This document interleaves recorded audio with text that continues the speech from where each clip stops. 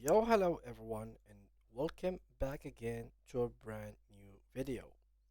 In today's video, we are going to talk about the tracking of your eBay sales in order to basically track it with your taxes and basically for the taxes in general to count how many tax you have to pay by the end of the year to your state or to your country. First of all, guys, there is a couple of things to take in consideration. You have to be seller within eBay, and you need to have at least a bookkeeping. Now, what is a bookkeeping?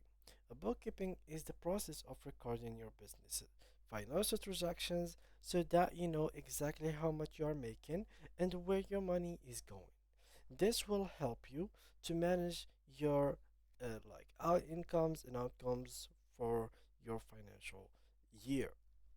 So to get a point or an idea how much you are making through eBay, because basically you're not selling a single item, you might have like multiple items, each item is with its own price and cost, and each item you are delivering to different country. So in that case, to track your orders, you simply have to click on my eBay. Here you will be clicking on selling, and you will be simply going to your orders which are sold. So this is sold.